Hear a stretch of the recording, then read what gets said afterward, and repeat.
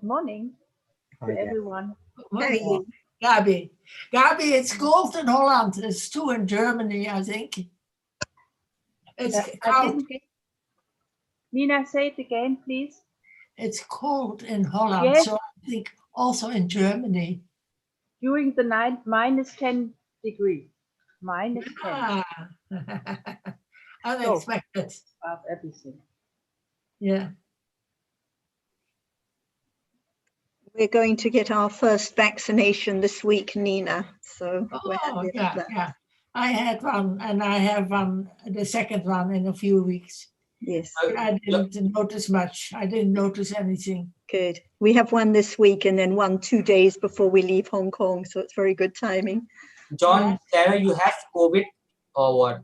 What happened? No, we're having the vaccination this week. Against COVID. But why? You are leaving Hong Kong for good?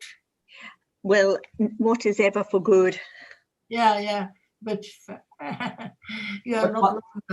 But John, Sarah, why you have to take vaccination? Is anything happen, or I'm just asking like? No, just to a vaccination against COVID, especially with all our travels. It's precaution. Like there's still quite a lot of cases in Hong Kong, so it's a precaution.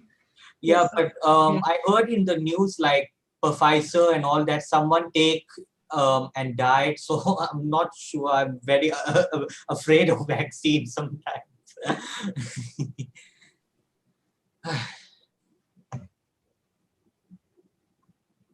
Someone died and a few million didn't.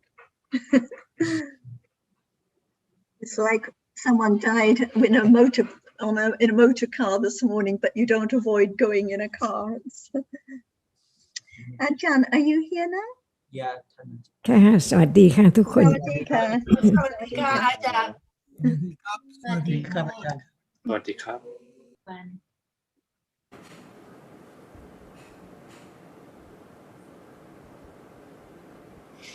Just before we start, Ajahn, last time you asked about the Pali for the phrase you often mention, the pops in and pops out. Oh yeah, pops out. And I think one phrase that in English we often say darts in and darts out, and the Pali that I checked is hura huram dawati anta chito, and it refers to, this is from the commentary to the Meghiya Sutta, and it refers to how the unsettled consciousness darts to and fro, zigzagging with thoughts of sense desire because of their sweet taste onto this object and that, sometimes a sight, sometimes a sound, under the sway of ignorance and craving. And it's the mental activity of a zigzagging nature and darts to and fro on, meaning it runs on from this world to the next by taking up and down a different body each time. So I think this darts in and out may be the same meaning as your pops in and pops out. And so now, anytime craving and ignorance pop in and pop out, dart in and dart out. And when understanding develops, it can pop in instead of the craving and ignorance, not by doing anything, but by conditions. Just like now, there are conditions for craving to pop in and out. Do you think this is the phrase you had in mind? Does anything pop up now? See, does anything pop up? It's the way it is, just go on, rolling on by its way, as natural. Nothing just appears, just pop up. See, so the pop up shows that it's suddenly, and what is that? The truth of it. Pop up to panya, to know the way it is naturally. But now when it's not that level of understanding, nothing pop up at all. Seeing does not pop up, hearing does not pop up, like or dislike, anything, just the way it is conditioned to go on rapidly as it is. But when it's so clear, not just out of the blue, but by conditions develop enough to appear like pop up to be known as it arises and it falls away. So no matter what is there in Tipitaka, it indicates the different level of understanding, because everyone knows that now whatever appears arises and then falls away, but it does not anything pop up to be known as it from nothing and then it is something and then nothing again. So to understand the moment when it pops up by conditions unexpectedly, and Panya understand no doubt about the reality at that moment which arises and falls away. So it depends on the understanding. This is a fine line of each word of understanding what Buddha taught. For example, we talked once about the experiencing object through 5 doorways and mind door, see, to know that seeing sees, right, in the eye door process. But the citta before and after seeing does not see, but it experiences, not mind door yet. That's why the fine line between the sense door and the mind door is there, because it doesn't change from sense door. It appears as no one can understand the fine line in between sense door and mind door, but it's there. So the citta in the sense door experience the object different from the citta which experience that object through mind door. That's why we have to think again and again and again, just more and more, to understand the fine line between the truth of realities.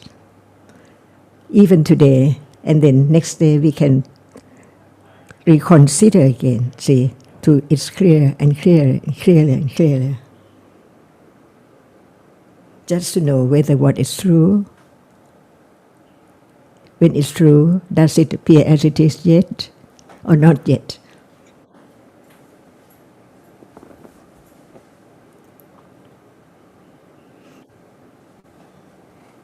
If we depend on what is there in Tipitaka, the meaning is much deeper, more profound than the words.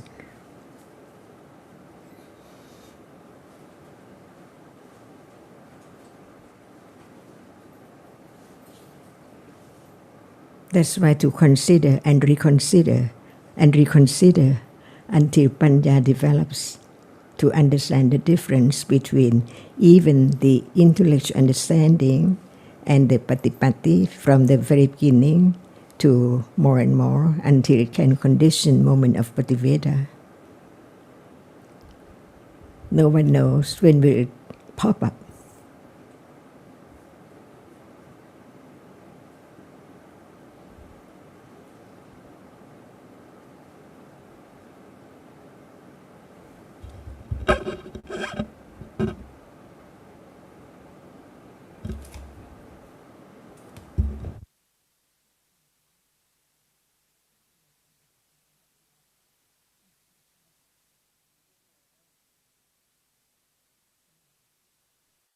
Thanachan, are you there? Yes, Uh-huh. something happened? No, we couldn't. I thought we couldn't hear your voice actually.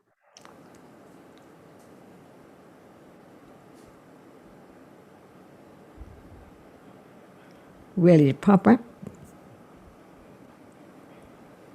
Depending on understanding.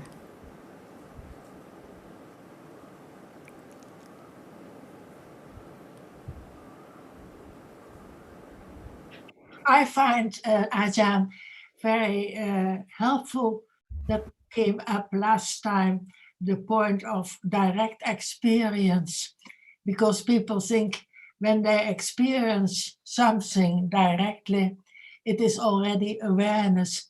And then Jonathan explained that it has to be this right understanding of the present reality. But we can repeat right understanding of the present reality but it's still difficult and worthwhile maybe to discuss more about direct experience. Because you see that who knows the development of right understanding so very little at a time. We don't know when will it grow enough.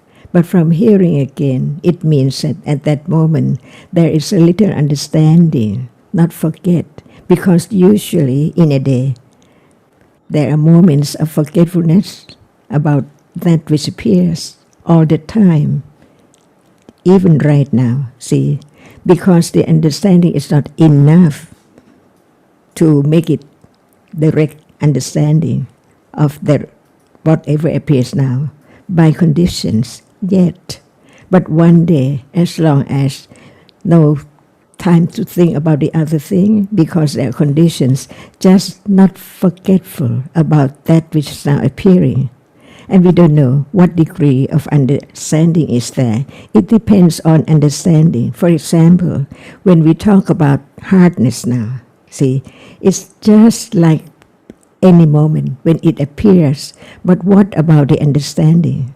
And when we talk about hardness now, is there any moment of being aware, or we don't use awareness in the sense of reality, just be aware that it's hard, see, in the common sense.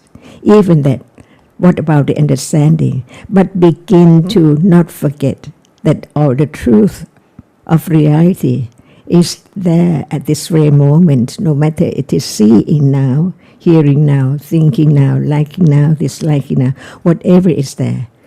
It's not the object of understood as it is yet, but from hearing again and again and again, and at moment of touching, it is the beginning of not forget to know that at that moment it's hard. This is the beginning.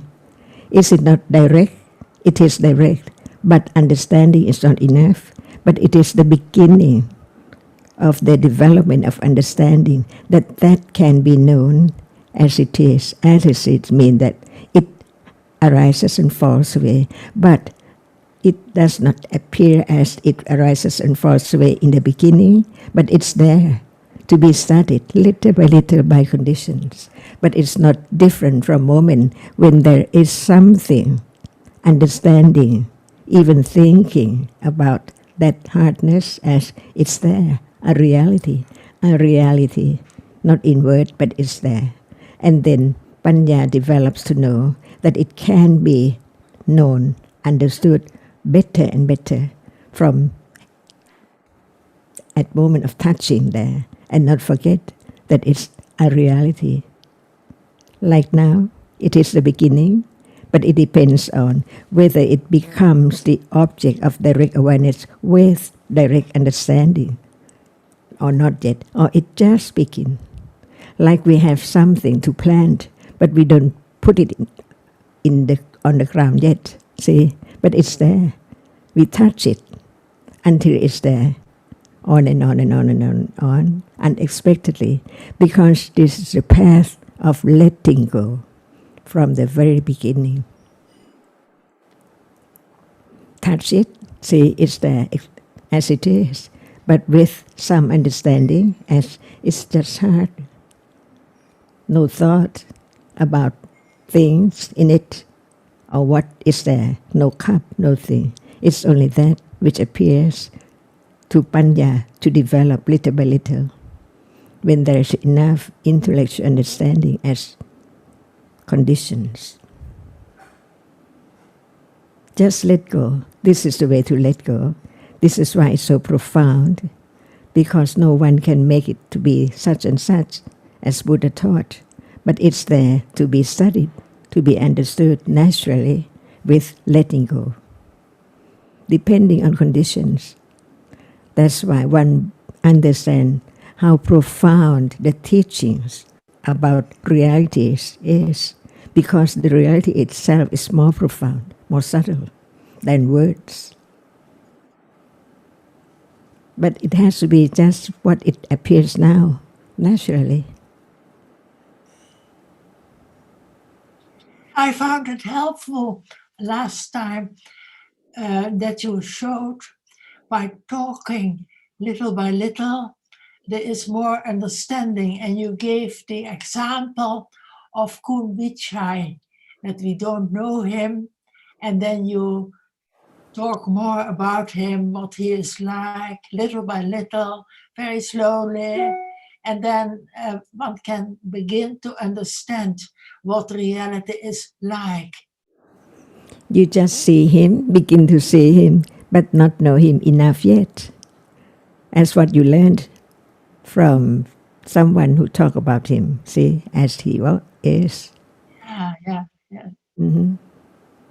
It takes time to get used, to be acquainted to the reality which is there only when it appears. The idea of it's there all the time can see that it's not right, because what is there, it's seen or heard and then no more, only that. Even it's not there, why do you think that it's still there? It's wrong. It's there when it appears. Because even at that moment, it arises in false way. That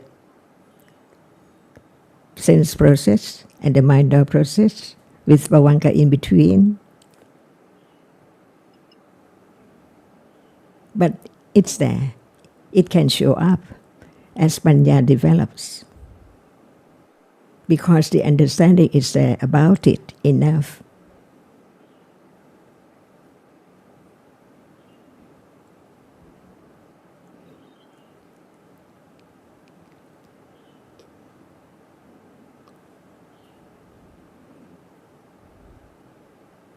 It's just very natural, like this moment.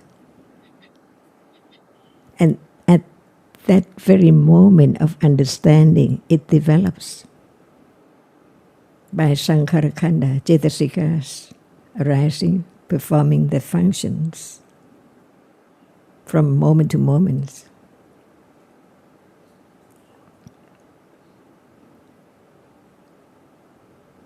And the Panya, which arises in a moment, is accumulated. No one can take it away or out of citta, it's there. To condition moment of more understanding later, no matter where and when there is a hearing about that, Panya is there enough to understand what is meant by such word.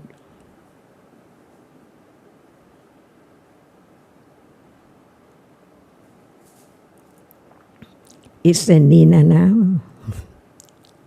See, little by little, not just expect to have it arise and appear, pop up as it is, no one there at all.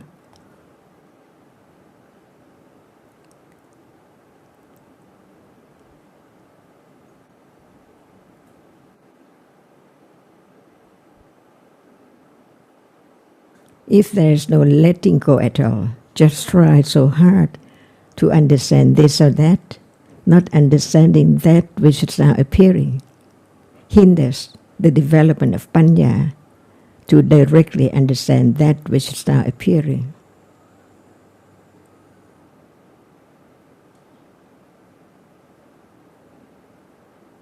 So no matter what words would be heard, with the understanding of no one there, is the way to let go the idea of self. They are Dhamma. No one there at all. So no matter we talk about by way of Dhatu, by way of Ayatana, by way of Paticcasamuppada, they are there as they are.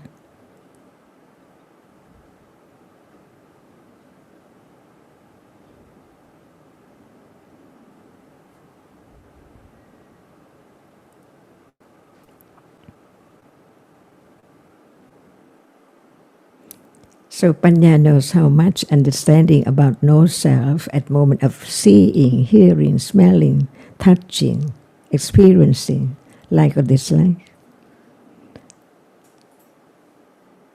If Panya does not understand the true nature of realities, it's impossible to let go the idea of something, I, or things around, from life to life.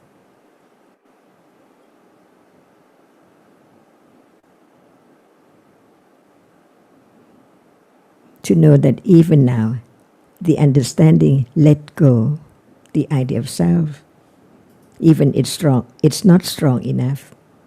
It's the beginning. It has to develop more so far. But no one can do anything by conditions, depending on understanding, until it develops. Everything is so anatta. Each level of understanding shows up the anatta-ness of whatever is there. There's no one and no thing at all.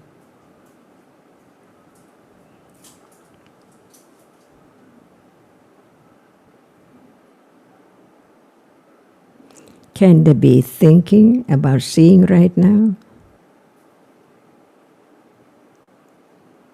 Excuse me, I think John and Sarah want to speak something, but we can't hear you.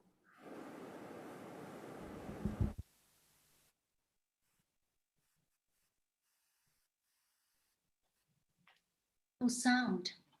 I don't know if whether your mic is turned on. No sound, Sarah. Your microphone is turned on already, but I can hear. We can't hear you. Maybe there's problem.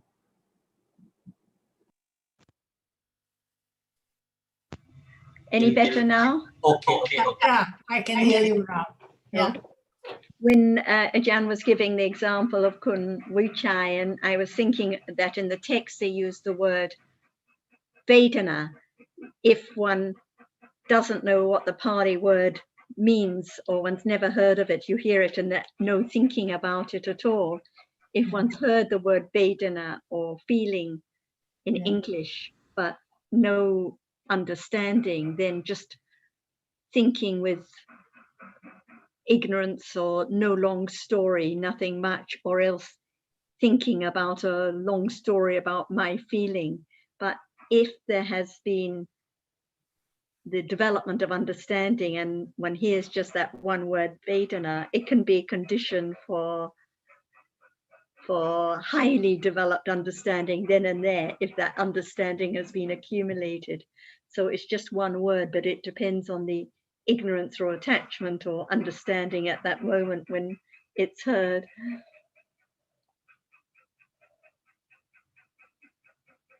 Thanks, Haji.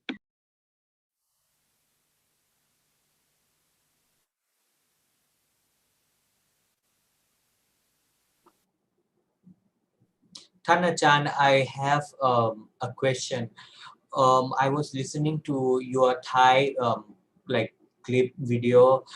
There is ignorance, then there is doubt, vichikicha, and then there is vichikicha. That's why there is wrong view. Can you explain on that? When it's right, is there any vichikicha about the rightness? No, but later on, if ignorance. Yeah. As long as there are avijja as anusya, it's a doubt now.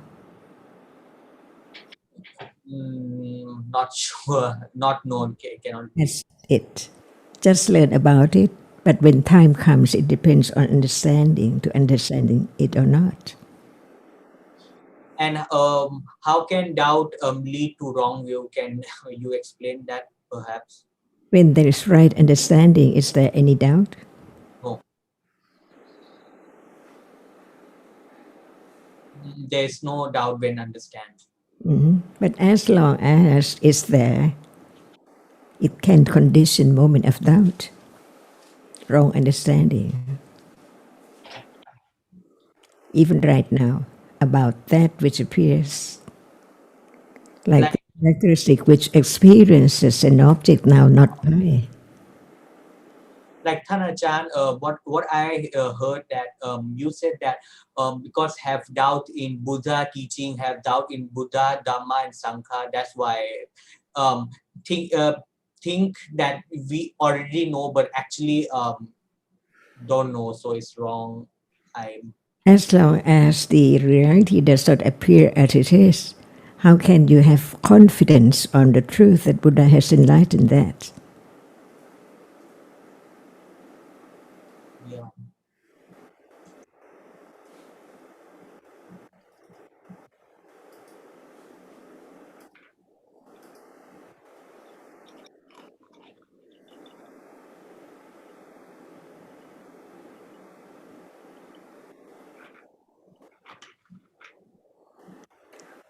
What is doubt?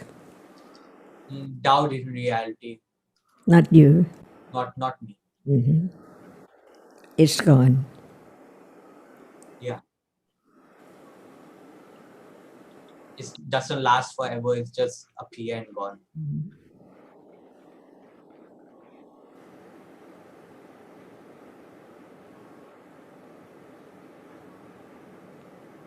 But doubt, condition, wrong view, is that right? Because still if there is doubt, so there's wrong view. But can you explain? I want to understand about that. When there is doubt, what do you think about doubt? Not sure whether the teaching of Buddha true or not, or like an example. At that time you cannot decide. You're confused like that. Is it not you who doubt? No, it's not me, it's Dhamma. Really? It's still with another moment of wrong view, it's still me that. Mm-hmm. Yeah, but at the moment of doubt, it's not wrong view, but simultaneously later that, But it's not just to be talked about or said, but just to realize the truth. When there is no doubt about doubt, see, it let go.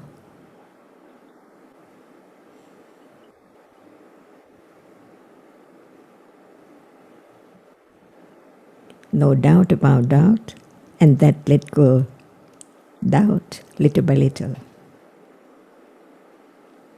so Than Ajahn, actually Panya, when Panya develop and a little bit accumulate, so it's also eradicate little bit of doubt at a time also, right? Thinking how much ignorance and all akusala in samsara years and years, and not much or more understanding moment enough.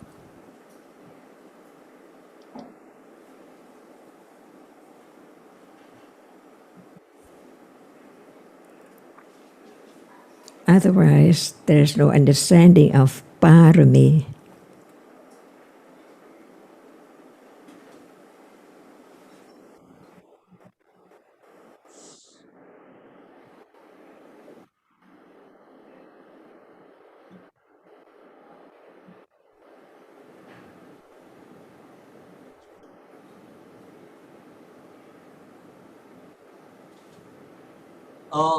Than Ajahn, and one more question. I think I wasn't there on Monday.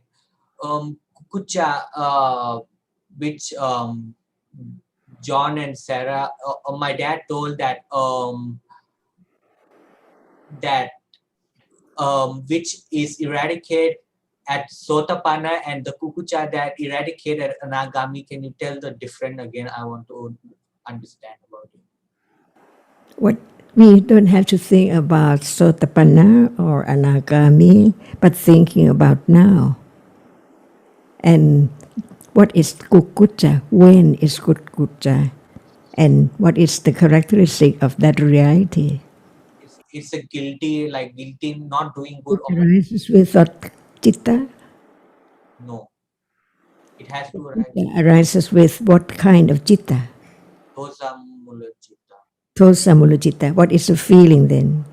Um, Kukucha about what? See? Unpleasant feeling. Mm-hmm.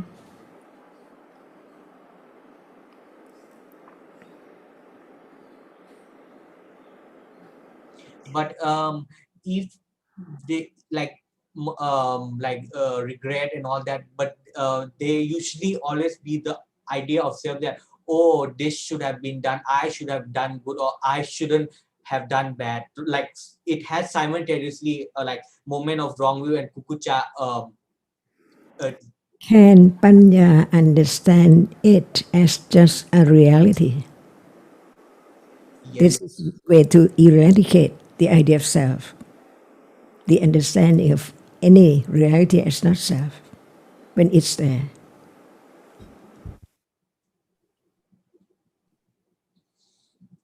Like okay, like Thanachan, like miserliness or the jealousy eradicate in Sotapanna, and we understand that because the idea of self and I, so there is miserliness or jealousy. Then because of wrong view, the I. So I was not sure that like kukucha when like regret. I think that there has to be like, oh, I should have done that, I should have done this. So I was thinking that also the wrong view may condition kukucha. So Depends on the degrees of all realities, they are different. Lopa, dosa, moha, avijja, see? Each reality has different level.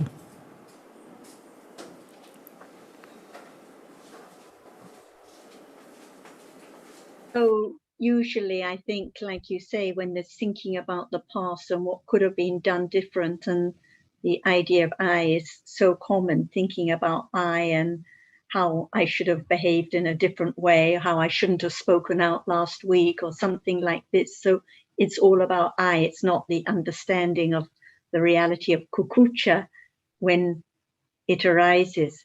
So when in some of the texts, like the Atasalani, it mentions that it's eradicated stage of Sotapanna.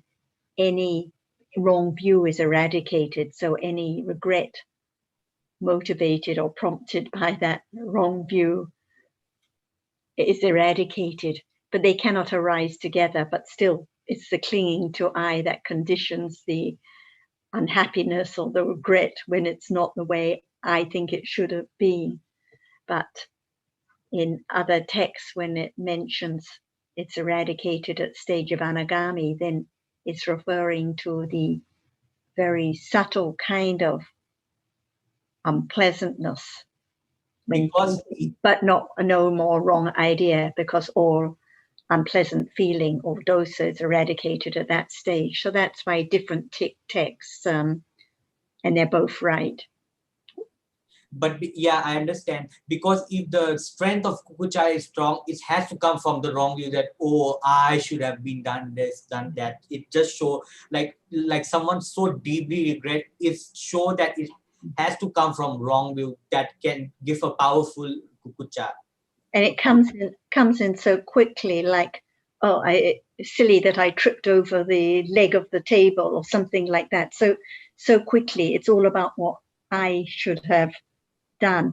But if we say something like, oh, silly to trip over the leg, who knows whether any wrong view at that involved or not. So it's not the words, but the realities themselves that can only be understood when they appear. Yes, I think we have to be careful about assuming that because it's I that it's wrong view, because don't forget that mana, conceit, is there until arahatship, until eradicated at the moment of arahatamagga, and that is, of course, very much bound up with the idea of me versus the other or the rest of the world or another person. So not every instance of thinking in terms of I, because I can just be a label, just a reference point to something done by me, not by someone else. We don't have regret about things that someone else did or didn't do. It's all about one's own actions. Yeah, because mana is a comparison of I, but not the wrong view that is like what wrong view is. So it's different. Yeah, you're right. And thank you, John. Like Sariputta, he compare himself to like any kind of napkin that can take any kind of can wipe the blood, mean that anyone do anything to him, he won't get Disturbed. because so it's referring to no mana, right? And often when we are so disturbed by what we hear or what someone says or something does, it is because of mana, finding oneself important. How dare they do this, and so on. So the example of the cloth that can be abused by wiping the feet or anything, it's a good reminder. Like Ajahn like have said that if there's no mana, then there's no to those are why to like why be disturbed by what anyone says or does or behaves? Yes, but the puffing oneself up, flying the banner of self and my importance is so common, but good to know. And as far as I understand it, wrong view is a belief that one is on the right path when one is not. So there has to be, I think, the word conviction, a strong conviction of the way things are, not just a mere idea of this person and that person or this thing and that thing. But Ajahn may wish to add a bit more there. We are talking about realities of different degrees. It depends on panya of whom to know the degrees. For example, Sotapanna experience the same Ariya Satya, the arising and falling away, but is that level of panya equal to Sakatagami, Anagami, and Arahata? See, that's why when we talk about any reality, it means that the subtleness of the profoundness of reality can be known stage by stage. At level of Sotapanna, the mana is there, not as the degree that Sakatagami and Anagami experience it in order to become Arahata. See, that's why we are talking about different levels of understanding. And when there is no enlightenment, the truth yet, how can there be the expectation, or no one can imagine the strong panya much more from just hearing about it and begin to be aware by conditions, no one there. But it's moment of studying, understanding little by little, see. But the depth, the profoundness of reality is much more than we are talking about. We're just talking about the words, about their characteristic, their function, and so on. But when it's there, see, to understand the difference between what we have heard, like Kukucha, see, the degrees of Sotapanna and the degrees of Sakatagami, before there can be the Anagami, who can eradicate Kukucha. So it must be different from the way Sotapanna experiences Kukucha. If the same level, no more to study, just be the same, Sotapanna and Arahata, no word to be Sotapanna and Arahata.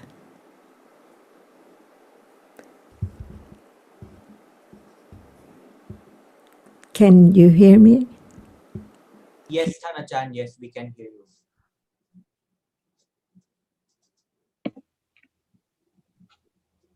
Just like now, we are talking about seeing, and they're seeing how much understanding of seeing is there for the one who just begin to hear about it, and the one who panya understand better and better until understand the different moment between with direct awareness and just intellectual understanding, and understand more until realities appear stage by stage, as we have heard.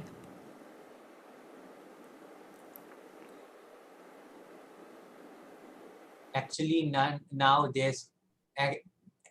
it's always been like this mostly. There's always seeing, but no understanding about seeing at all. Stage. it can be the moment when there is the understanding of the difference between pariyatti and patipatti, only that in the beginning. And no doubt about moment when there is direct understanding of that develops. See, how much is there? Panya knows. Only Panya can know. No word, because it's the moment of experiencing the characteristic. Like when you see something, you don't have to say anything.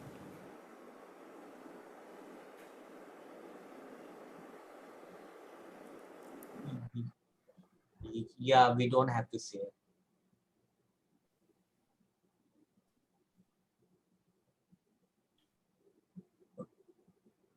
But it's always seemed like we see computers, see things, and we are living in the world of nimitta, not understanding that it's just visible object that is there. Can anyone imagine when it's not nimitta as things and people? Yeah, can, like in dream. In dream, things and people? Oh, again, please, Thanachan. What are there in dreams? Just thinking. About?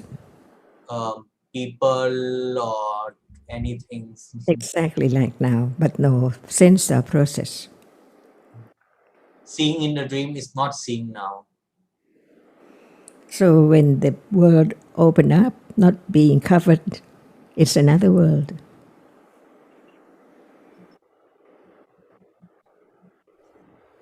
The world of no one and no thing.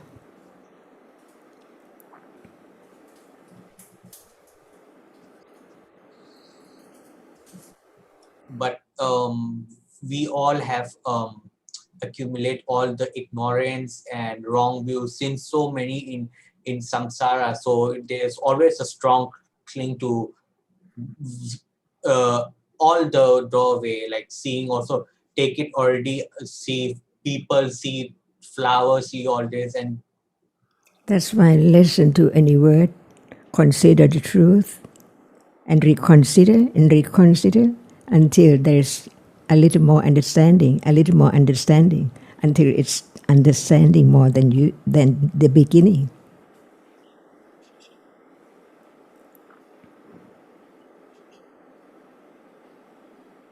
like right now is seeing, but no understanding about seeing at all.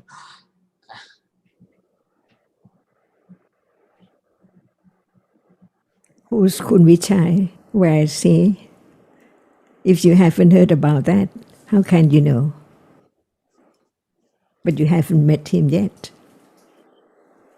Even he's there, but you don't know who's he.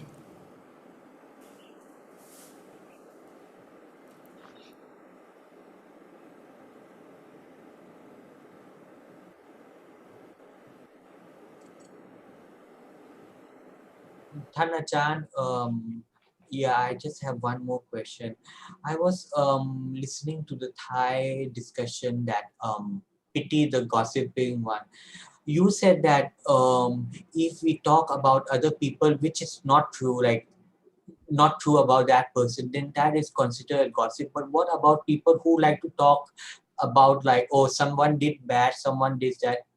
Even that is true. Won't that be considered as gossiping as well? But who's someone? No, I mean, like if I say, oh, someone have a bad habit and we talk about him, but what, even though it's true, won't that consider as gossiping as well? I'm just, you say that it has to be not true about the person. You just want to know that, but not understanding that there's no one. And what are there when there's no one? No, we know that it's a dharma, but what Okay. So why do you mind about kusala chitta and akusala cetasika and so on? No one there. What is better? What is true? What can bring more understanding? reality is no one. It's just chitta. This is the way to let go akusala by many, many means or ways or manners, little by little.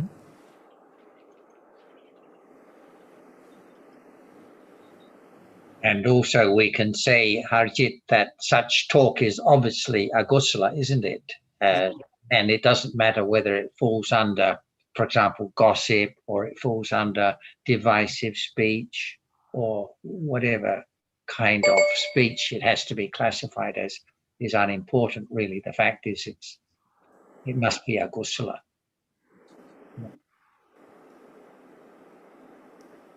And I think that Ajahm's point is that the more understanding there is of dhammas, the less thinking and preoccupation there is with what others say and do and behave. And so even if the comments are true, why is one so preoccupied with the behavior of others when actually there's just Chitta, Cetasika and Rupa now at the moment of thinking?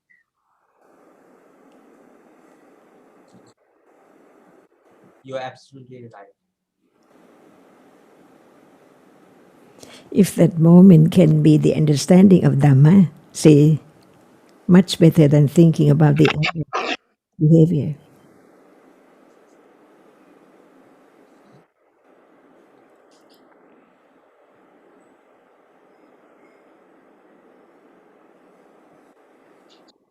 Azita, last week you brought up a question and I was going to just add a comment, but I think we ran out of time.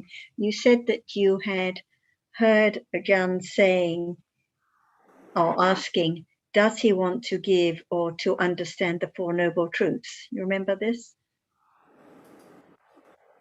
Can you repeat that, Sarah? Last time, I think it was last Saturday, you said you had heard Ajahn asking, and you had made a note and you were wondering what it meant. Does he want to give or to understand the Four Noble Truths? And I think the point is that often we just want to give or to have more kusala, but what is most precious is understanding. So if it's just giving, or refraining from bad speech, or being kind, but it's still I who is giving, or I who is refraining from harmful speech, or I who is being kind, it's not the development of the understanding of the truth of life now. So if someone or we just would like to give and be good people, but not see the value of understanding the truth of life at this very moment, then it's of limited value. So I think that was the point of the question, that what is most useful? It's understanding the truths right now, rather than trying to develop more goodness. I do remember asking that, and I've thought about it since then. And yes, I think I've come up with similar, what you're saying, you know, do you just want to keep giving and giving? Or is it, you know, because maybe it came from, I'm not quite sure where I got it from, but if you think you have to give and you give it and you learn to give and you're giving more, it's better to have understanding of realities, whether you've been stingy or whether you're giving or whether you're cross or whatever arises is better, probably more wholesome to understand the reality than just keep giving and giving. To understand whatever arises now, it's conditioned and anatta.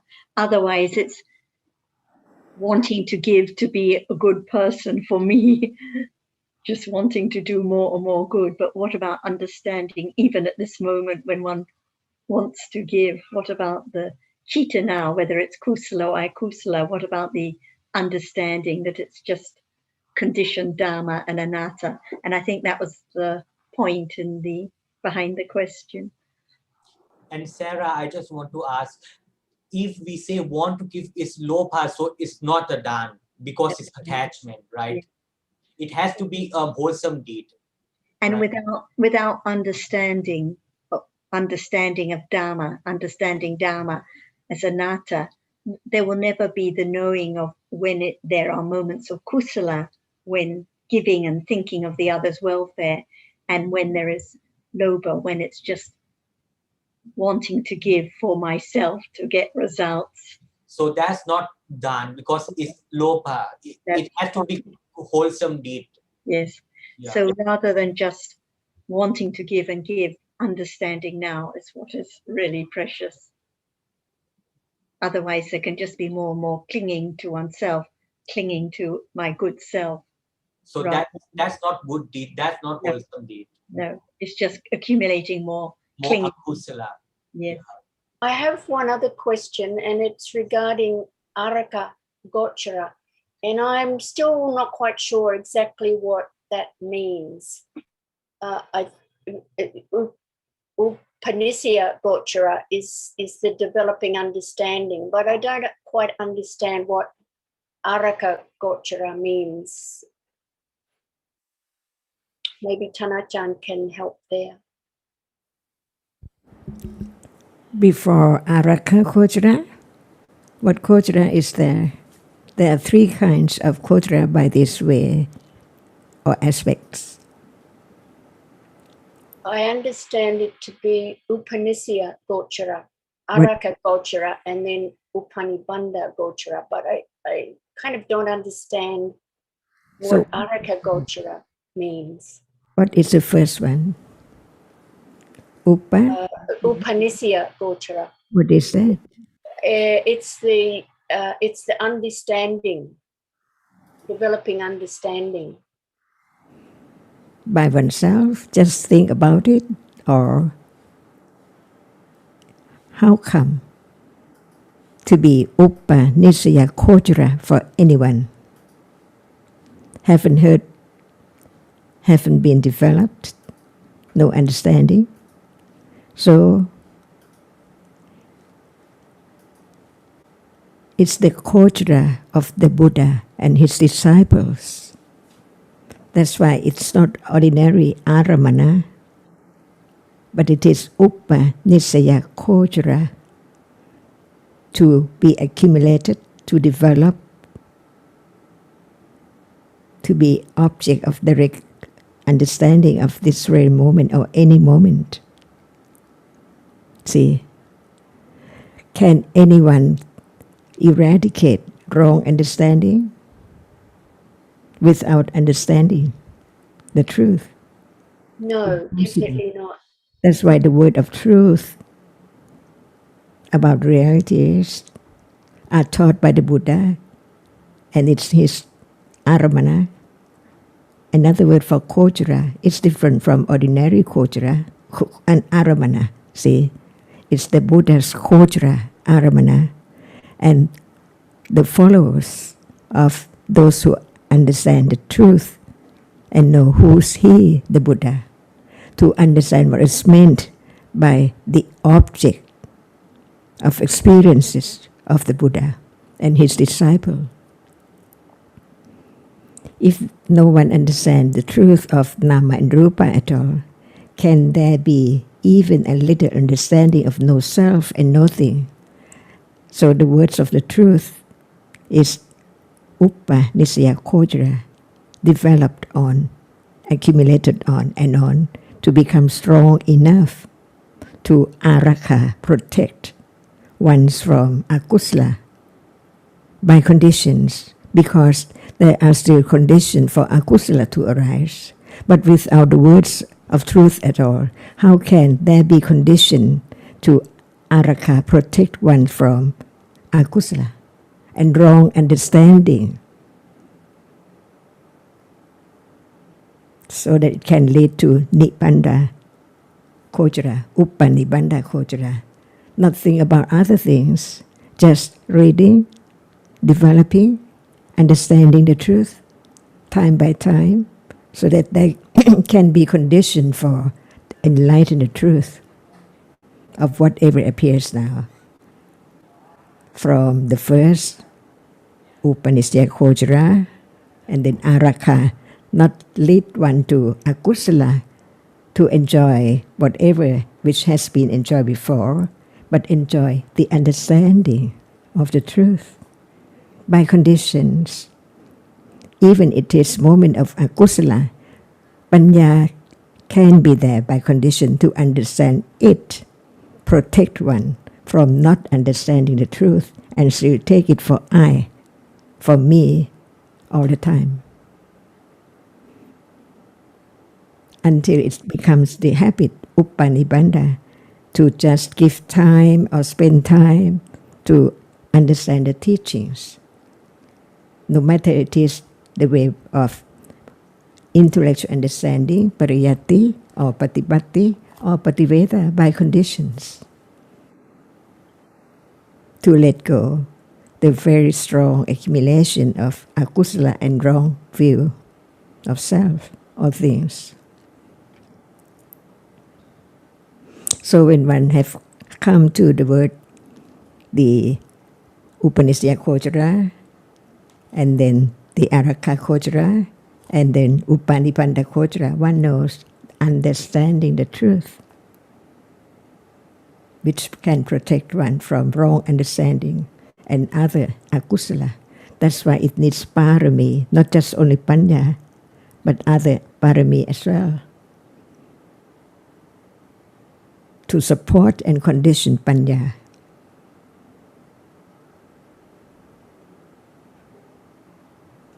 So at this moment, see, Upanishya Kojara little by little, and protects one from wrong understanding and akusala when time comes by conditions, to be not go away from this moment as object, little by little. Upanibanda, all around the object of the Buddha and his followers.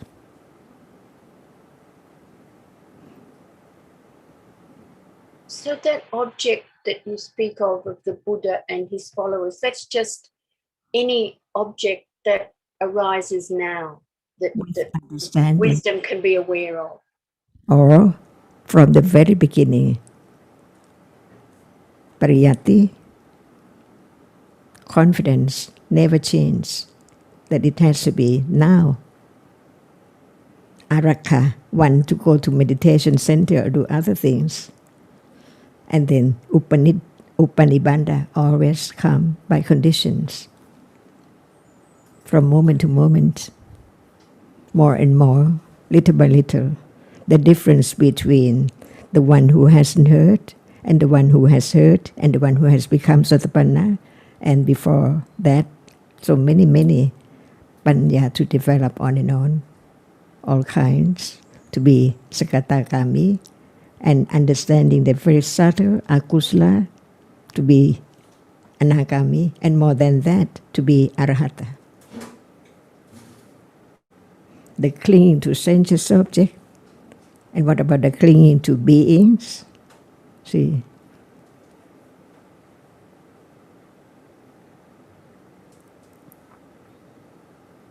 so this Upanishya Gochara, you mentioned parayati.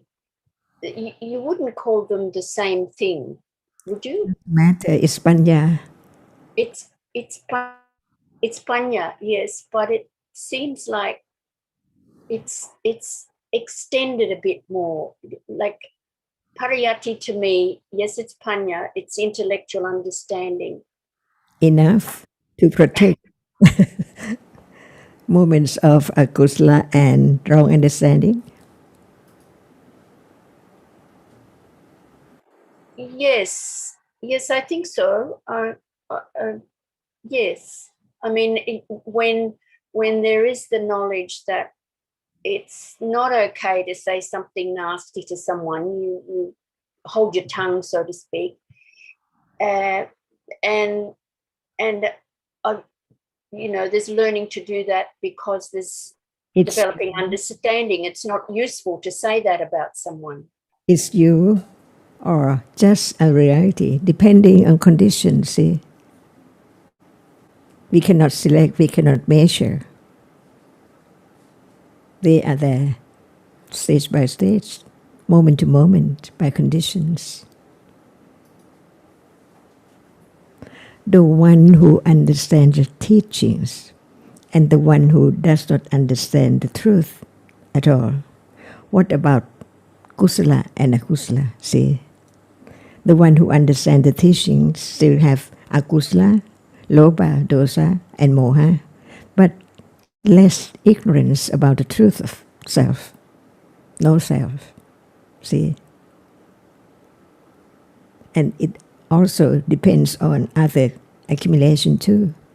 That's why each is different.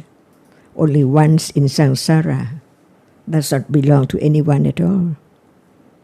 Each conditioned by many, many conditions. Ajahn, just now a Sita point, you were saying that pariyati and arakha mean the protect from akusala, but I mean it has like, if the wisdom is not strong enough, mostly chitta have to be akusala, right? As long as it's there as conditions, not yet eradicated. Who can stop when time comes? But panya is the arakha from wrong understanding, that it's me. So arakha is the moment Of arakha, depending on panya, different level of panya. So we say arakha only when wisdom arise and understand our reality. It's like that. I'm not sure. When it's panya. Oh.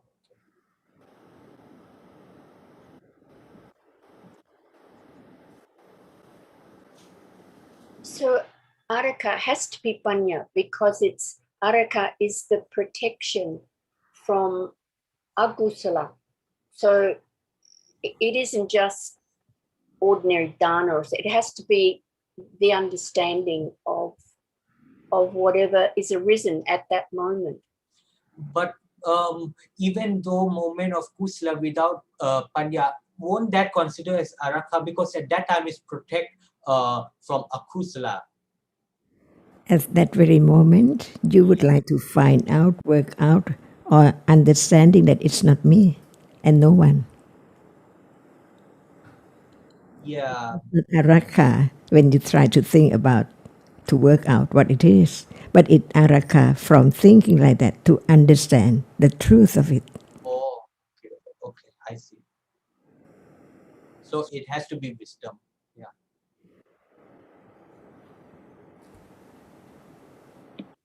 I agree, Haji. It is difficult.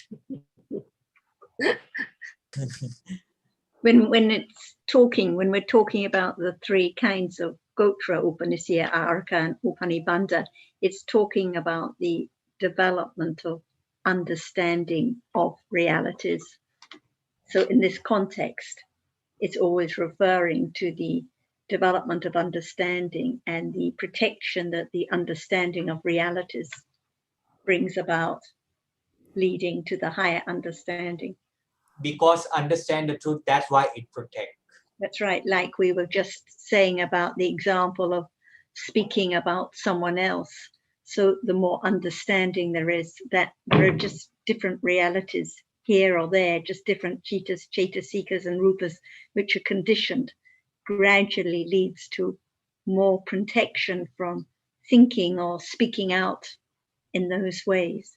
Of course, it doesn't mean that suddenly there's no more gossip or speaking about other people, but gradually, the understanding works its way and leads to more and more protection, very gradually. Because who is it that one is speaking about or minding about? It's not anyone, it's all Dhamma. Right. So it's the understanding of realities that brings about the protection gradually.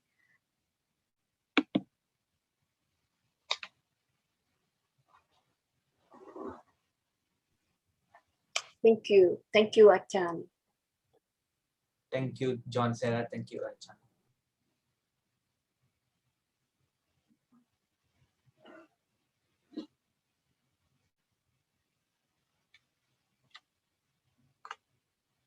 Alberto, I don't know if you would like to bring up or discuss more with Ajahn the comments that you quoted on the list, and I just wrote a short reply, but you may not have seen it, because after the first chitta of life, the patisandhi, well, at that moment of patisandhi, there are three groups of rupas that are conditioned at that very first moment by karma, not just the heart-based kalapa group of rupas, but also the body sense group of rupas and the masculinity or femininity group of rupas are conditioned from the very first moment of life and throughout life. And after the patisandhi citta, there are bhavanga cittas, as everyone knows, which have the same object, the same unknown object as the bhavanga citta. And then the first process in life is always a mind or process with lobha, clinging to being or becoming, as I understand it. And you were having a discussion with a friend about why this is so. Is there anything you would like to discuss further about it or bring up? Yes, Ajahn, you were talking on Monday about how the first process after patisandhi citta cannot be through sense door, but it has to be through mind door. And I was wondering about the object of that first process of citta, because it cannot be the same object of bhavanga citta, because it's from the previous life, but it cannot be an object of the present life as well, because of no pasada, no sense door process yet. What object could it be? Can you explain about the object of the first mind or process in life? Who can know? I don't know. Can anyone know? No. Just read about conditions. What would condition the first moment in life, in the process, the first process? See, the clinging to what? Life, being. This is the core of samsara, clinging to being. Bhavasva. Who knows at that moment?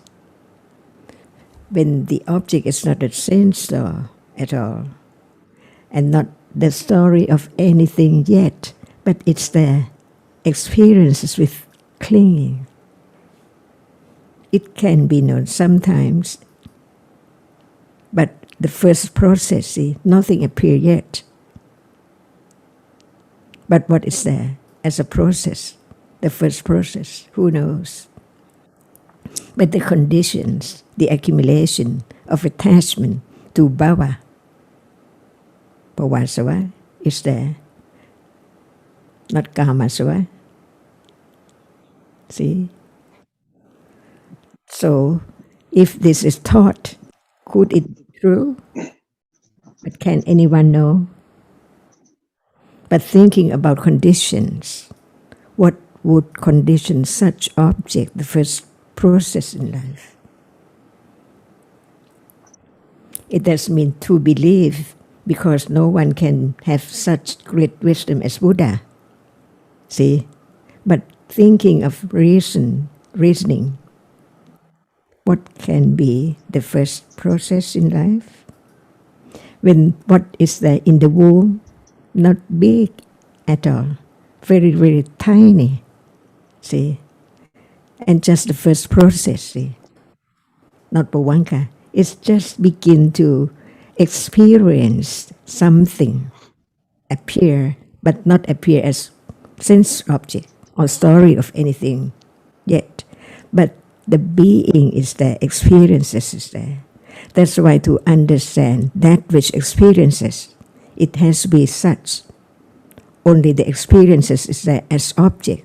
But at that moment, it's not panya, which has that object as satipatthana. But what is there?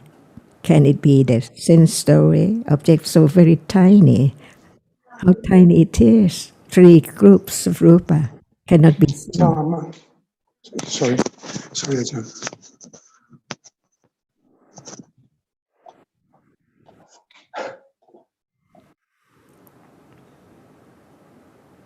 Is there any reason to have other object?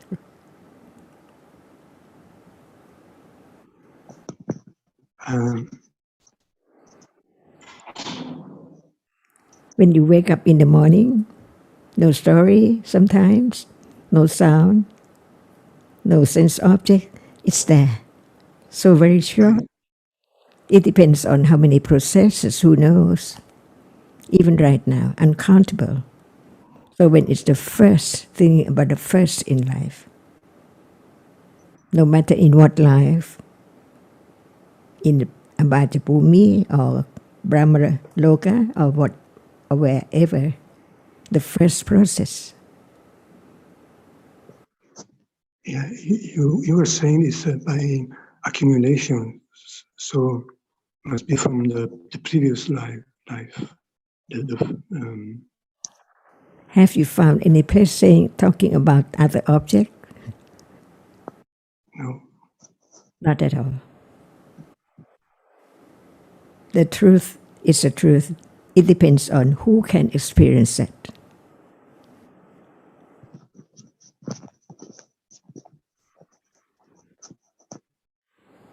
It's not just to believe, but find out the other words besides the Buddha's words. How come, reason, condition did it? So, should we think about it? Because now it's not the first process in life that can be known, understood. While the first process, no one can experience that. But it helps to see that there is no one that can choose to have seen or have thinking or have anything. It's just by the proper conditions of. And this precious moment is to understand what is there, not in the past or future. Right. As I cannot experience it, I don't take time to think about it. But what about now that can be known? Upanisya Khojra, Araka Khojra, Upanibandha Khojra.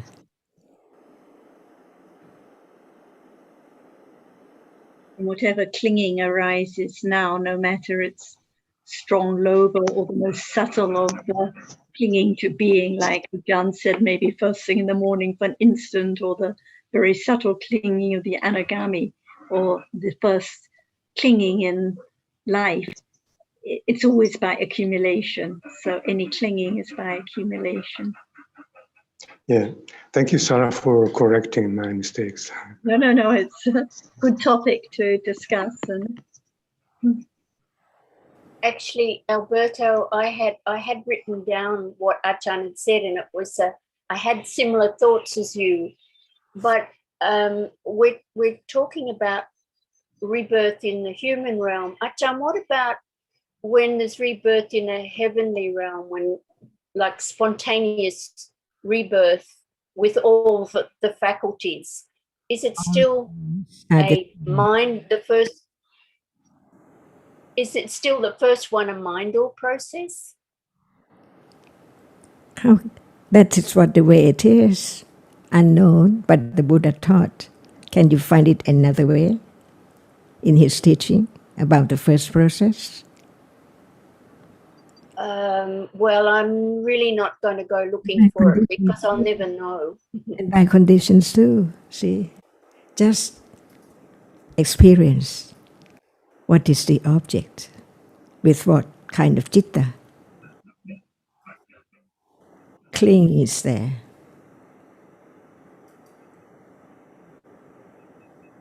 Any realm, any lifetime.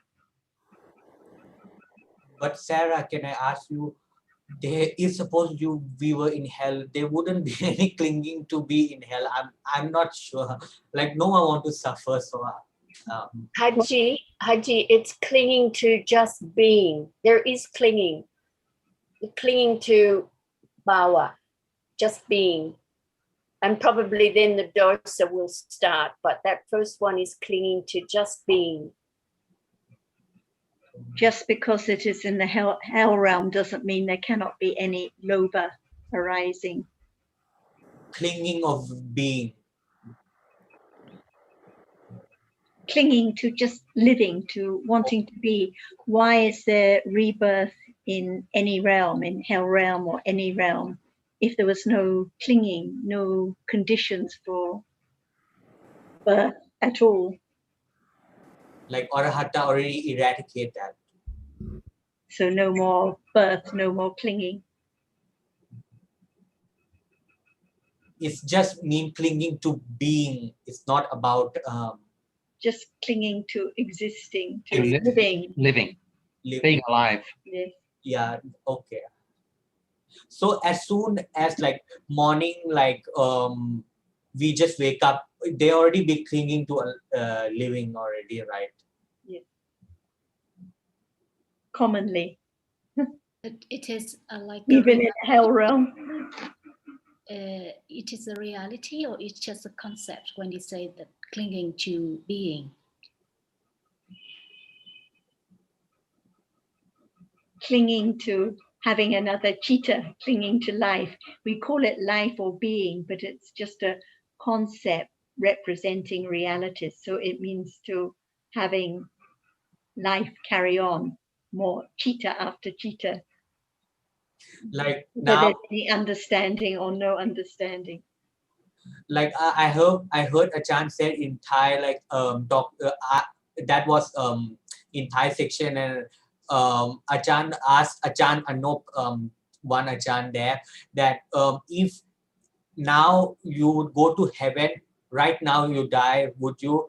But he said that I would like to live till 80 and all that, then go. Like even now, if someone there's opportunity for the better life, but they're still being in this realm also. So like if someone say, would I go heaven now? I still love this world, like being so. Yeah, there's always clinging to everywhere we live. So there can be clinging to the sense door experiencing, even though the object may be unpleasant object. They're still clinging, wanting to go on seeing, wanting to go on hearing, smelling, tasting, and touching, even if it's unpleasant sometimes or most of the time. Or just to going on living, having another breath, having another good experience. Yeah.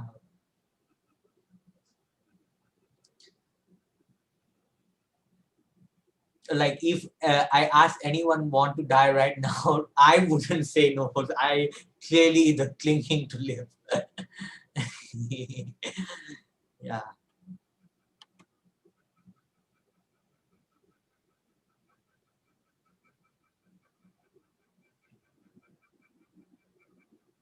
That clinging to being is a very deep-seated clinging. It's not just clinging to sensuous objects, which seem really gross, but that clinging to being, just to be alive. From clinging to sense objects, yes. It's really deep.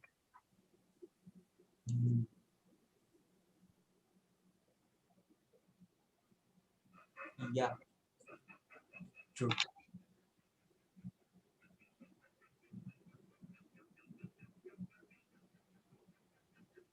But I have a small question. Like if suppose someone die and is someone going to kill someone and they cry and all that. Anagami don't have any dosa already, but they still have clinging to live.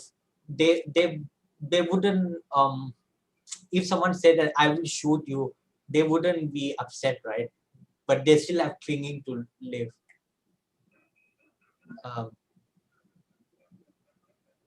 Isn't this just imagining what it would be like to be an anagami with without any dosa but clinging? Because what about now? What about just clinging to experiencing now? Clinging to life, like when one wakes up, to experiencing.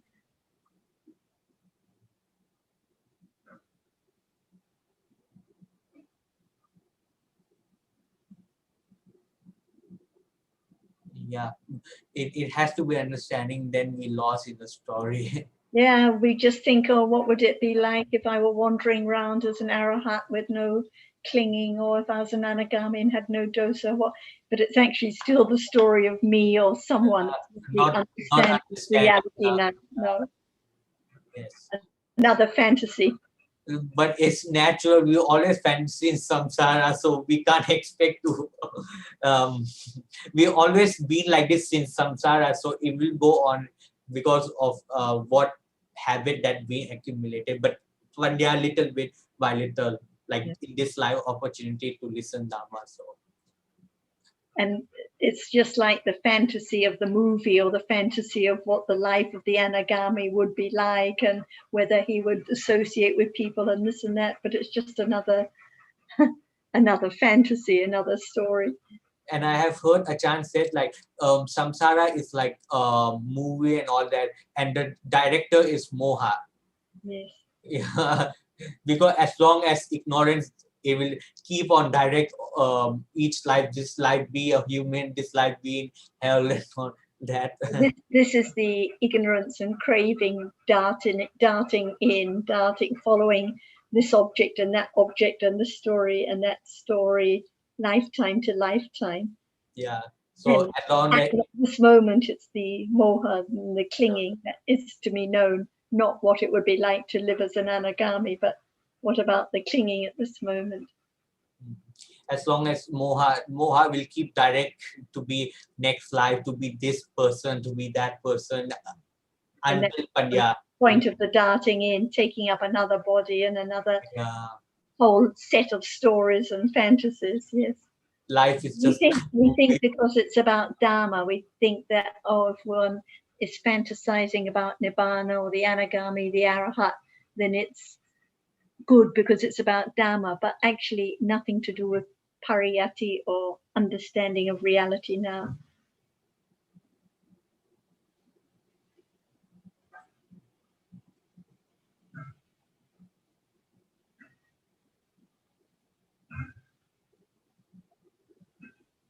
But I think it's a good question, Tom, about bhava. So it has to be, bhava is different realities, like the chitana, cetasika, rupa. This is life, this is life. But it depends on the understanding, whether it's just clinging to an idea or to reality now. Thank you. Thana-chan would like to mention about this.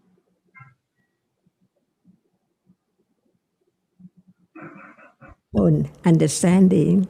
So when you say, I said this and that, it doesn't matter at all. It depends on your understanding about that.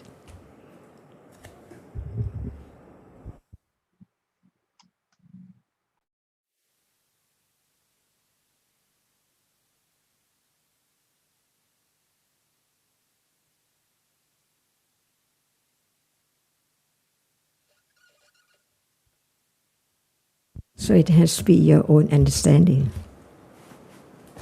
Yes, absolutely. Then there's no benefit. Mm-hmm. Yeah. Then what's the difference when we didn't hear Dhamma because no understanding, still in the darkness?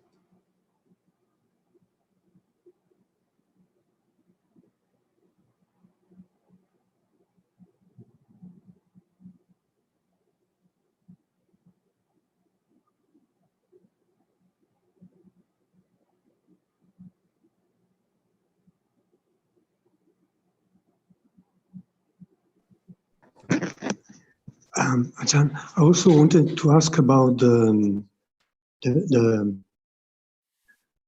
door for chitta to arise, because in sense door we have sense door, pasada rupas, which are the door for the rising of they are the door for the experience of the object of the process, and also in but there is also bhavanga chitta and the three bhavanga before the sense door. So as there is Atita Bhavanga and Bhavanga Chalana and Bhavanga Pacheda, even before the sense door process. In the mind door, there is only two Bhavanga. There is no Atita Bhavanga for mind door process before the process begins. I'm not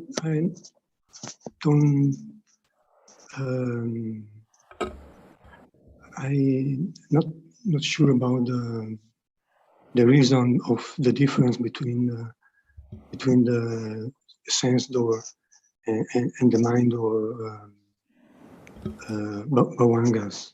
Can you talk more about this?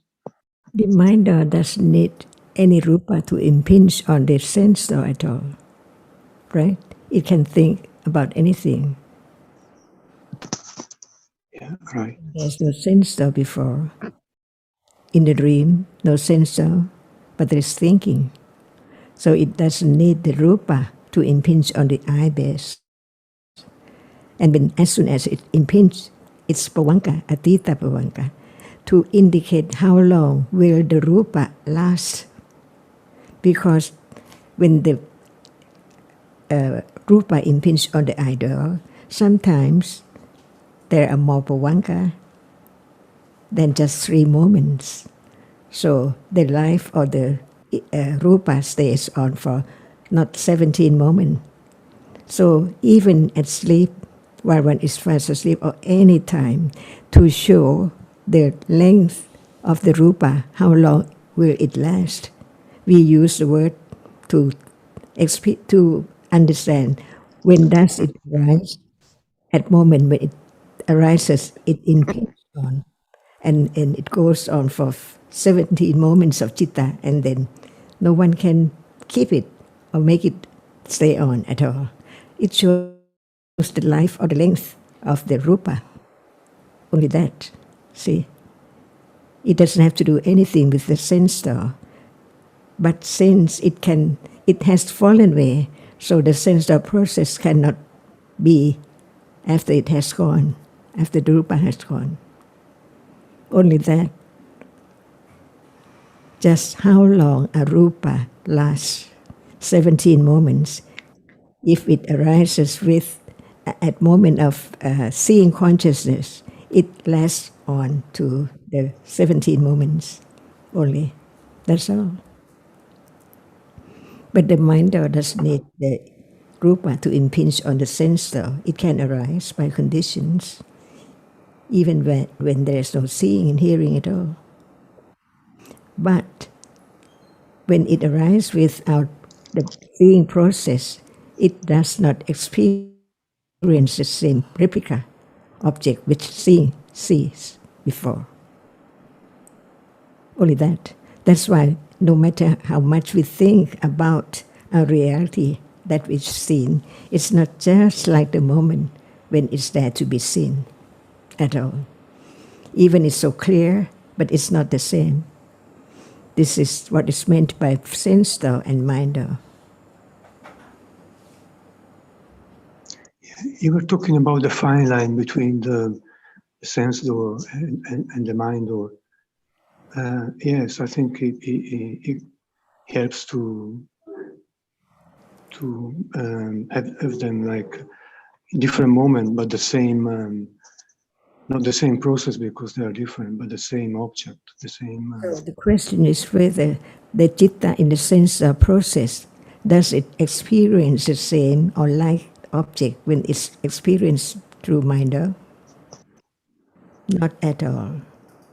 This is the difference between what is meant by sensor must be the sensor and the minder is the minder.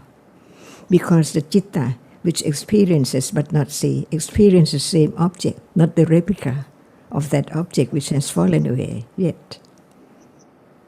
But who knows beyond anyone understanding to experience that? Because the process has to go on to the end of each process before there can be minder process. So, Than Ajahn, the process for the 5 sense door is the 5 pasata rupa, but for mind door is manothawara vachna chitta, right? Even the same replica or photocopy, not the real one. Even it seems so very exactly the same, but it's not. By the rapidity of the succession of the arising and falling away. And Alberto, I don't think it says there are only 2 Bhavanga Chittas before the mind or process. I think it says at least 2. So sometimes more or not fixed.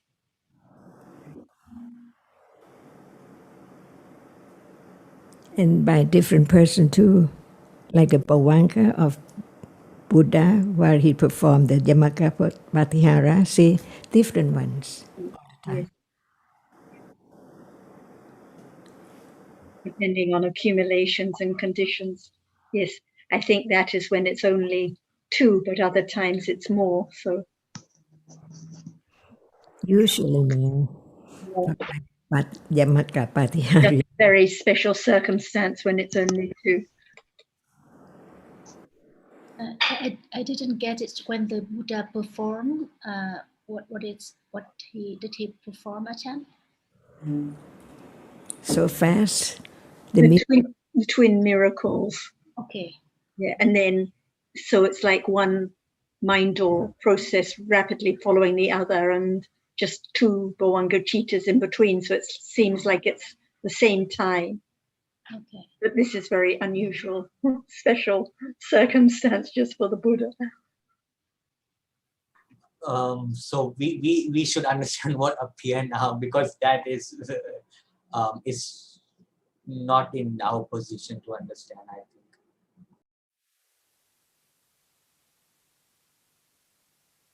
Clarify the point why sometimes it's mentioned 2, because it means like this is the minimum, and just some special circumstance, a bit like why it says sometimes there are only 5 Javana Chittas, like just before death, special circumstance. So it just shows that different conditions for different realities at different times, that's all.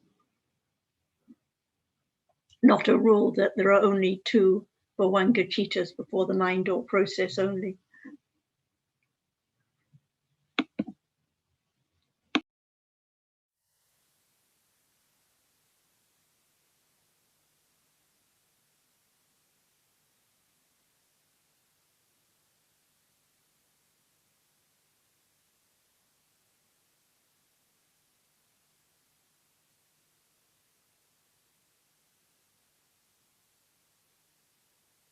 Alan, did you have anything you would like to bring up today? Yes. Can you hear me okay? Yep. The meaning of good friend. What is the meaning of good friend in Buddhism?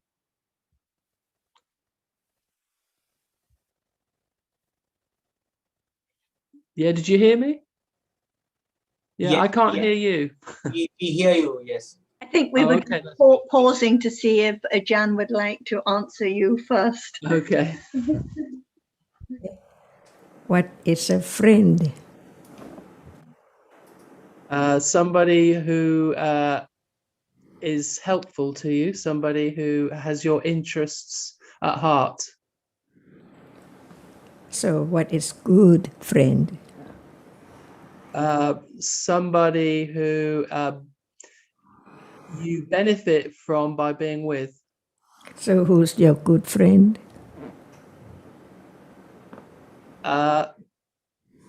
The best friend is the understanding of the teachings. So who's that person? Buddha, the best friend. Yeah. And who else? Those who have goodwill, doesn't harm you at all, no matter through body, speech, or mind. Right, yes. So just the Buddha is the best of friends. And those who follows him are also your good friend, Right, right. who follow Buddha. Because we have the idea of listening to people, don't we? Good friends, but actually it's really just listening to, it's associating with the words, the wise words. That's right. That's true. So Because I think that if that it's impossible to search for the good friend, because the understanding is so rare that you would never, if you didn't come across the good friend, it's so rare to find, but it finds you in a sense, that the words arise by conditions, and it's a matter of recognizing them, not searching for them. And who knows who's good friend? Panya. Panya, yes, it has to be Panya. It's a matter of understanding the worth of the words.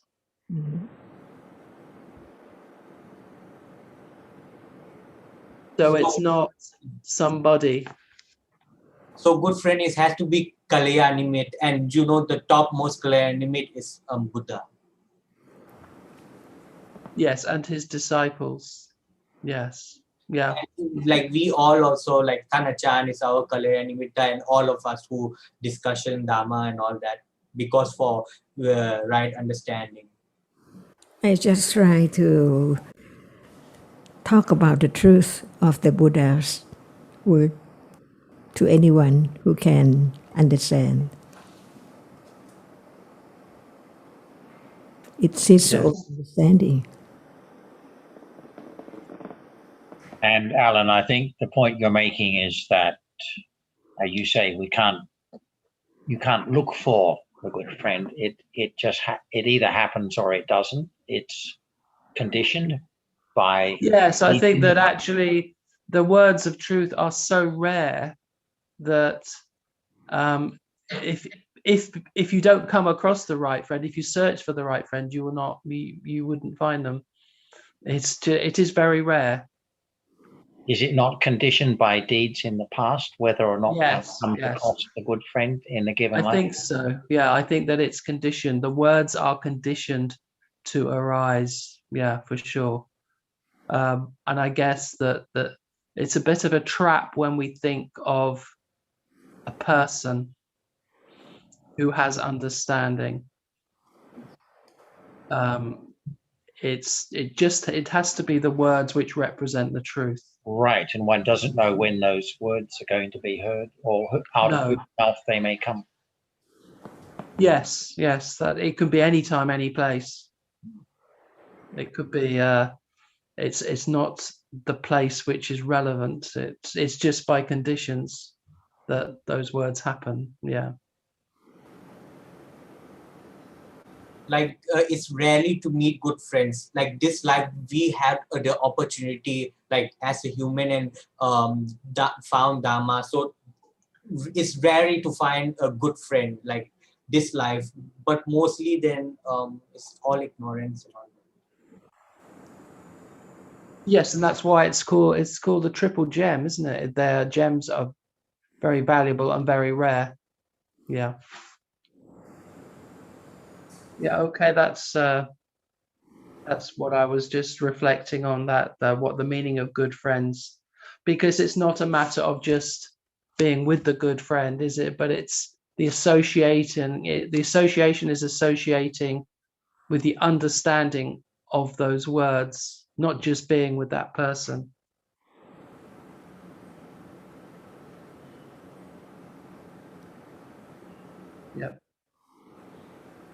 So that was my question. That's all I had to ask, Sarah. And Tham, is the good friend concept or reality?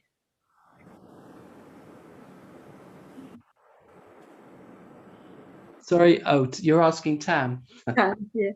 So it's the reality.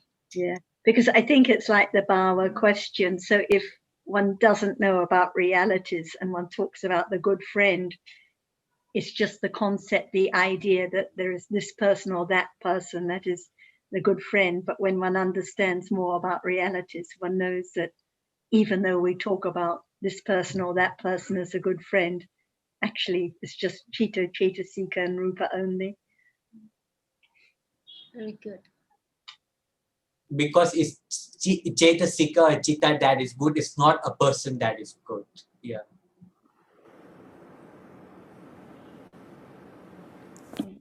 And also in the suttas, it refers to, I think it's Paratogosa, the voice of another. And this is said to be equivalent to associating with the good friend. Hearing the voice of another, it means a particular other who is able to help us understand the Dhamma. And so as understanding develops, whatever we read in the text about the good friends or about being or anything else, we know that in truth, it can only be Chitta, Cetasika and Rupa, because there's nothing else. That's life. And it pops up. Yes, Alan, I thought of you when that discussion about popping up came up because of your comment one time in the Nayok about the ping on the phone. I don't know if you remember that. Yes, I do remember that. Yeah. But yeah, it's you like, don't. The phone you just don't goes know. off. No. Yes, it's You unexpected. don't know when you're going to meet the good friend. You don't know when the understanding will arise. So it pings. The other word I use is out of the blue. It comes out of the blue. That's the other word I use. That's It's just suddenly comes into being and then gone. Yeah. But pop up, I like the word pop up. It's nice. But I think we've got pop up, ping, and out of the blue now. Darts in and out, yes. But Sarah, it is like out of the blue, yes. Unexpectedly is the point.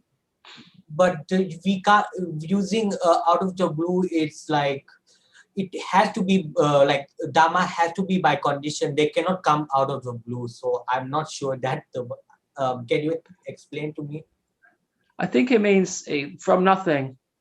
It just from nothing. It's unexpected. It comes into from nothing comes to something by conditions for sure. Yeah. Yeah, because because some people say out of the blue, like anything happened without condition, like those who have wrong will. So I was confused with that. Yeah. It's like they can say that about pops up when you say that Panya can pop up unexpectedly now. But it has to be by condition, not out of the blue. Yeah, so that's why it's the same. It's the same. Out of the blue, or pops up, or darts in unexpectedly. It's the same. But it doesn't mean no one can make it arise. No one can know when it will arise. But there has to be condition. It just cannot arise without condition. That's what I was. Yes, yeah, for sure. Yeah. Some people think that all incident or something just out of the blue happen, but actually all are conditioned. Yeah. So some people, so maybe misleading term can. Never mind about some people. about the understanding now. Whatever arises is by conditions unexpectedly, and whatever phrase we find helpful we can use.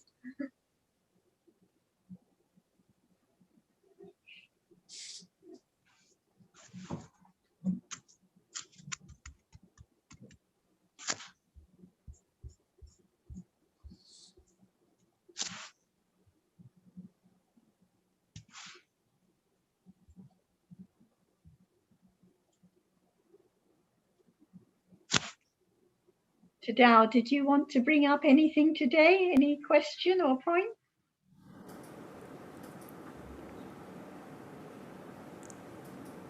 Anyone else? I have a question about Anusati. And Buddha Anusati, Dhamma Anusati, and Sangha Anusati. And in my case, I hardly contemplate or think about the virtues of Buddha, Dhamma, and Sangha.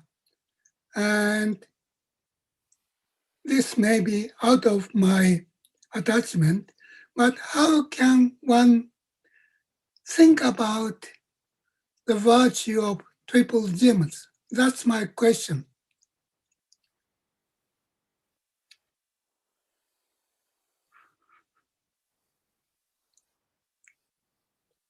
And Sarah or Kunsuchi. Now when we're reflecting on Dhamma, on what appears now, we don't have to say it's Dhammanusati, but isn't it Dhammanusati when reflecting on what life is now, what clinging is at this moment? Oh. So it's already the reflection on Dhamma, Dhammanusati at this moment of when there's wise considering about Dhamma. And it's only through the understanding of dhammas that there can begin to be a little understanding of the virtues of the Buddha. If there's no understanding about Dhamma, how can there be any wise reflection about his virtues and any understanding that in truth there is no Buddha and there never was a Buddha, but there was the development of wisdom that was enlightened to the truth and made it possible for us to begin to understand now. For example, a short time ago, we were talking about the difference between Kama Tanha and Bhava Tanha, and how they are different aspects of Tanha, different object. So just thinking about that is a kind of Dhammanusati, I would say. And now I just want to add, Buddha says, who sees Dhamma see me. Who understand Dhamma knows Buddha. And so it's not a matter of going and especially paying respect to the triple gem, but the beginning of wise considering about dhammas is the way that there is the beginning of understanding of the Buddha, being close to the Buddha, and also beginning to understand what is meant by Sangha, those who were enlightened to the truth, so that it's possible for us to hear it. For example, a lot of the confidence we have in the Dhamma is based on the fact that other people have become enlightened by following the Buddha's path. If it was just the word of the Buddha and no other record of anyone else having become enlightened, then there'd be a lot of doubt about it, wouldn't there? Yeah, but recently in Kunsuchin's Thai talk on the internet, she said that Dhamma here means Lokutara Chitta, Magga Chitta. So that's one thing I cannot understand. Do we think about Lokutara Chitta as Dhammanusati? Perhaps Ajahn would like to answer your question. Okay. It's not just thinking about who says, but what about the understanding? For example, now, there is the understanding of absolute realities, no one. Is that right? Yes. At that moment, do you ever think of the virtues of the Buddha? Mm-hmm. If not, it's not Buddhanusati.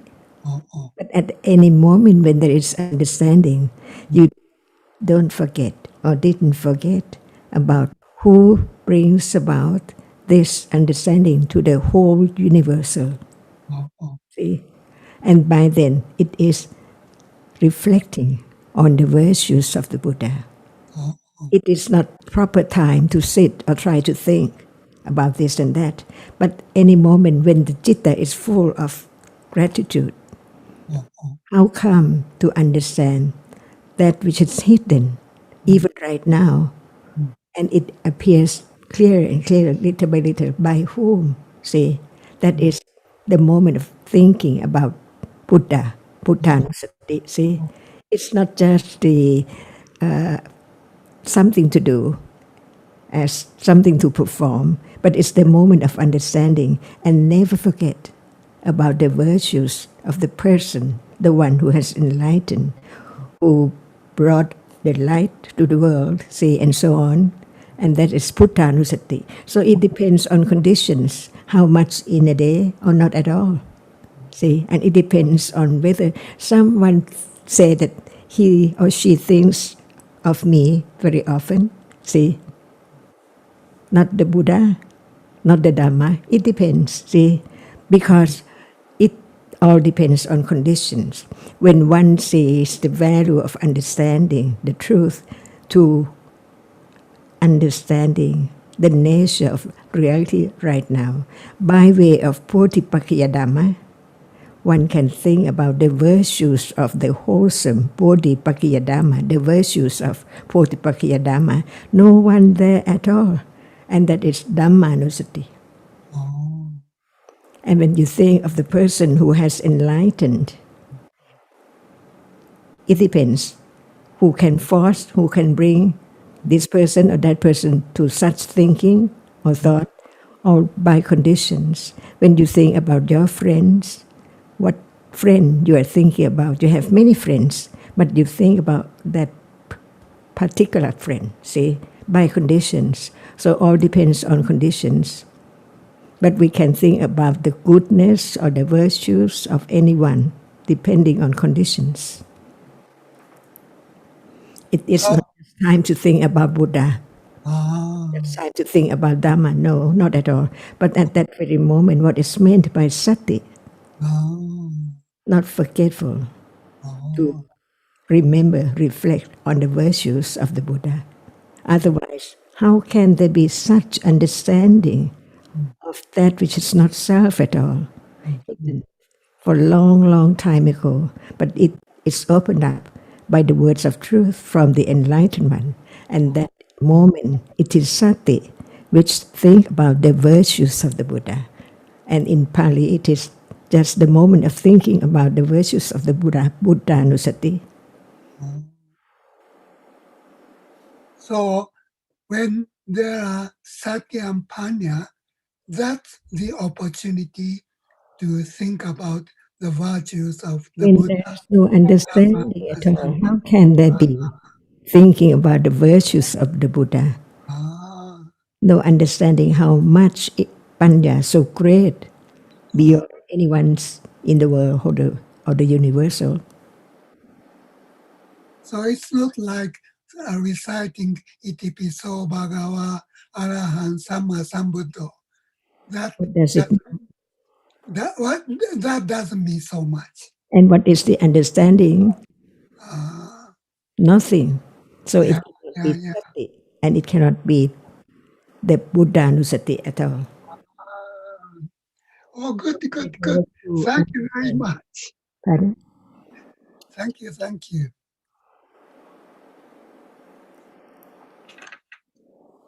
So we have to understand sati and what moment it's there and what is its object. Yeah.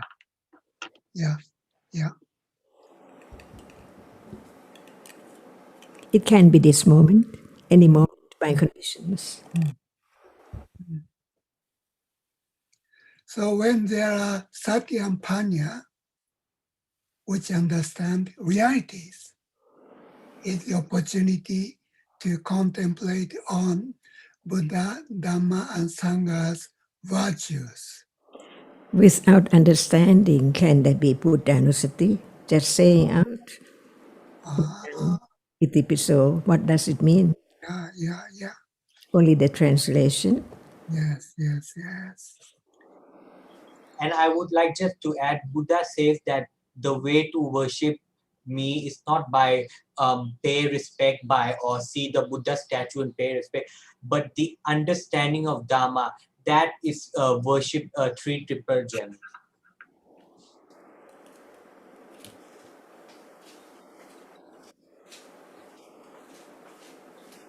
Okay. It was clear. Thank you very much, Ajahn Sujin.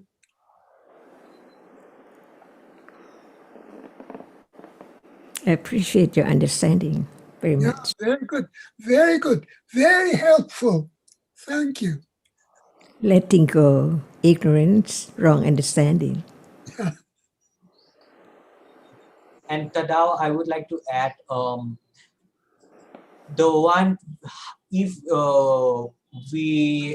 you say that to worship or to know Buddha, but who knows Buddha? We have to I have to ask.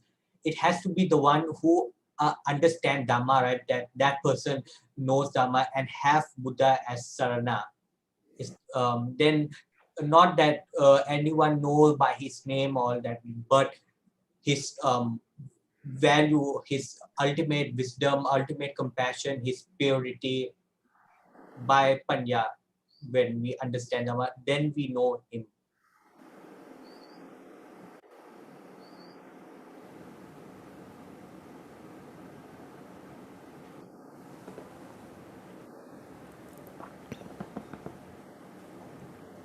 Do you pay respect to Buddha in a day?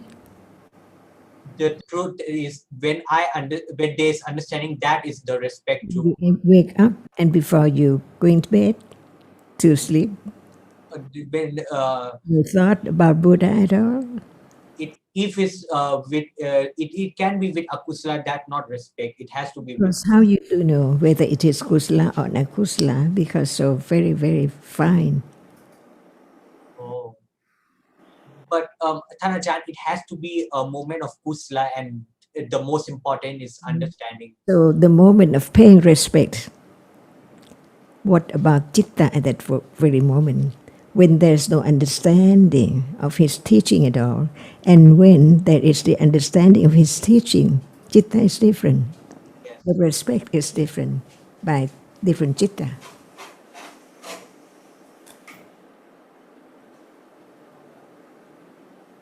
So it's just really the most important is understanding that. Then that is truly respect and worship Buddha.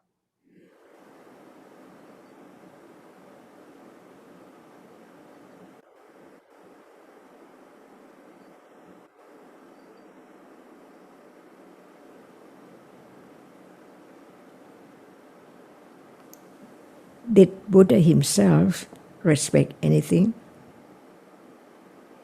He respect the Dhamma that he enlightened. The Dhamma, the truth. Yes. The truth must be the truth, never changed.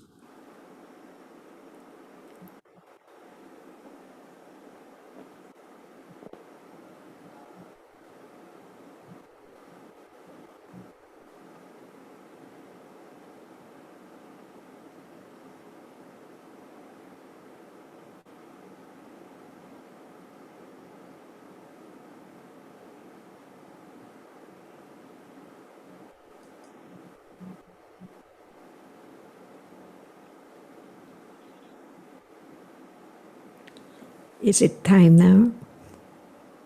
Yes. ค่ะสวัสดีค่ะทุกคนค่ะ Thank you. So the Kapazan. สวัสดีครับ Bye. อาจารย์ครับ Modana. Hi, what's going on? A ceremony to begin perhaps, though considering the circumstances. Le moment n'est pas arrivé. J'hallucine. Oh, sorry. This is the Devon Parker. Here is Catherine Burney.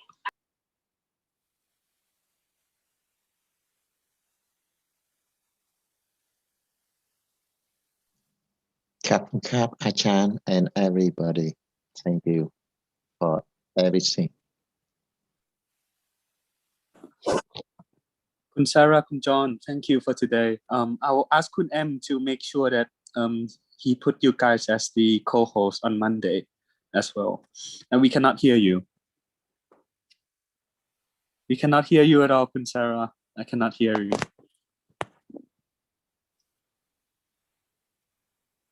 Cannot.